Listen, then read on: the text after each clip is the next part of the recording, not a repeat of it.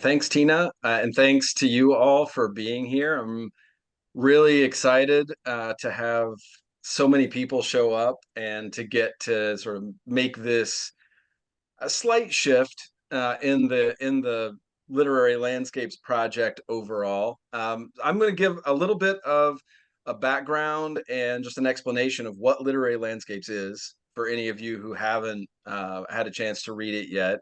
And then I'm going to bridge to Megan and hand off to her for her talk, and then I'll come back around when it's time to do the workshop after the fact. So, um, literary landscapes has a tagline. It's right on the front page. It says, which it lives on the New Territories website. So if you want to find literary landscapes, you can go there.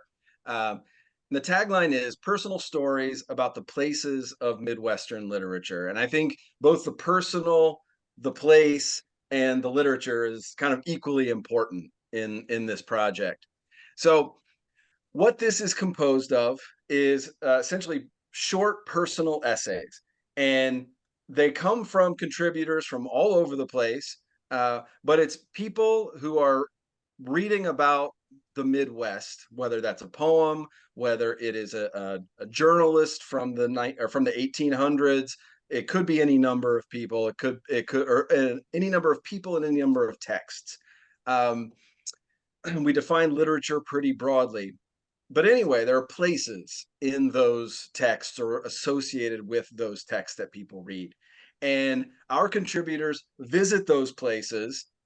Sometimes they live nearby, sometimes they want an excuse to go and visit a place. And then they write about that experience and they reflect on it. And I like to think about this project as being all about how literature is relevant in our lives. Okay, so defining literature pretty broadly, as in kind of the stories we tell about ourselves. Uh, and I want to think about using literature to find meaning in the places that are both of the literature and of ours. And something that's shared in that is important here. So, what's fun about this series, at least for me, and I think also for our readers, is that it's really built on a sense of the contributor's personal enthusiasm. It's a short essay. It's 600 to 1,200 words or so, and it's all about like what a person did because they thought if the book they read was interesting, and they wanted to go and sort of have a little pilgrimage to that particular place. Um, so we started in 2020. I pitched it to Tina just before the pandemic hit, and then we got rolling right at the start of COVID-19. So this is like it really got its start as a pandemic project, and it was lovely because it was hard to focus on anything else. But when I'd get these short essays into my inbox, I could sort of help people shepherd this thing that they were excited about. And so that's one of the things that I love and I think is enduring about the project. We've published 12 volumes so far. I'm this close to having number 13 ready to go. But I need one more person to write about a place of Toni Morrison's. So if that's you, give me a call. Okay. Um, so we're getting really close on number 13, I promise. All right. So this project, Literary Landscapes in Kansas, I would say is not exactly a new direction. We've featured Kansas essays before, but it does demonstrate a slightly different focus. So thank you to Humanities Kansas and our partners at High Plains Public Radio. What I'm excited about with this is it's going to let us sort of dwell. We're going to stick in one place and really kind of explore that a little bit more fully than we have. The volumes that have come out so far I've always tried to achieve a lot of geographic diversity. So I might have something from Cleveland and something from Western Nebraska and something from Minnesota and something from Missouri. But now we're going to locate it in this rectangle state. Okay. Thank you again to Megan. And at this point, I want to talk a little bit about literary landscapes in Kansas from the ground to the airwaves, and just talk a bit more about what some of the parts of this project will be. And then after that, once we get through that, Tina will stop the recording. At that point, we will kind of transition into workshop mode.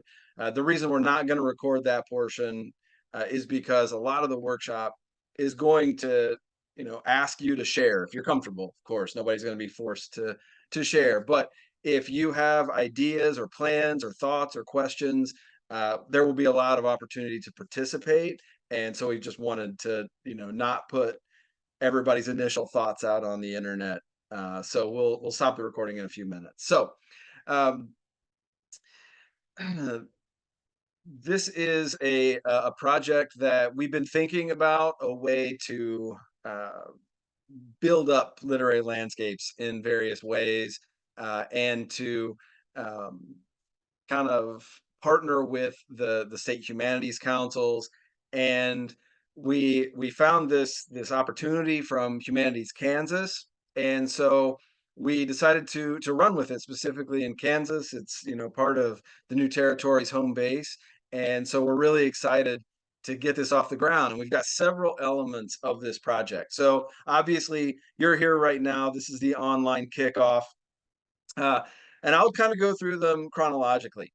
The next portion is going to be developing a 1 to 2 volumes of literary landscapes essays that are based in Kansas. So 1 to 2 volumes means 5 to 10 essays.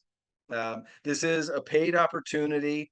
It depends. The amount depends on whether we do 1 or 2 volumes, and that depends on how many of you send in pitches and how much interest we develop in the project as it stands. Today I will talk about logistics and how all of that works. But the short version is, for the next month and a half to 2 months, I'll field pitches, and then I will work with individuals to develop your essays. And then after that, when they're kind of ready for public consumption, uh, we will actually work with High Plains Public Radio to broadcast audio versions of those same essays. So I'm really excited to go from primarily a print medium, and we have in literary landscapes essays, we have one photograph and then the personal essay. And so I'm excited to add the audio versions as well, both on the airwaves and then to shareable online. Um, so simultaneous with that, we will be developing a passport program.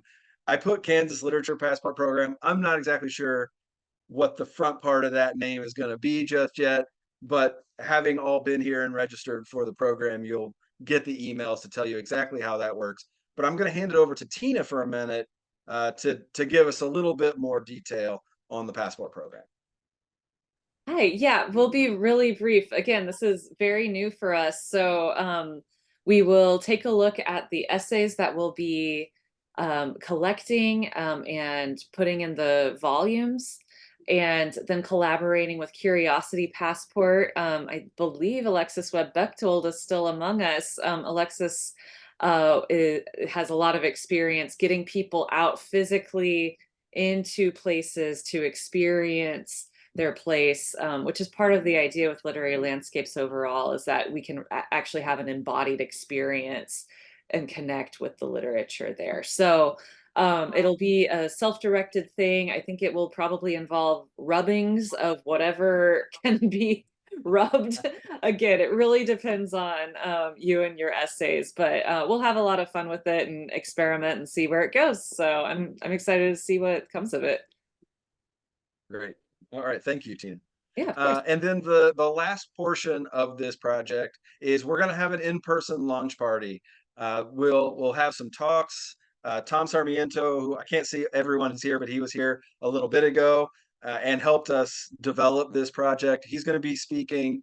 I'm located in Florida, but I'm very excited to be able to come up for the in-person party. So actually, Tina and I will get to meet in person for the very first time at that party. So even though we've been working together for 3 years, it's been all on the internet. So we're going to do that. We don't yet know where that will be. Partly that depends on what essays we get and where they're located and where we think people might be willing to travel to have a get together, an event. So we'll make those decisions as we go, and we will communicate them to all of you.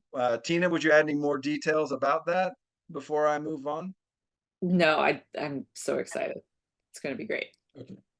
All right.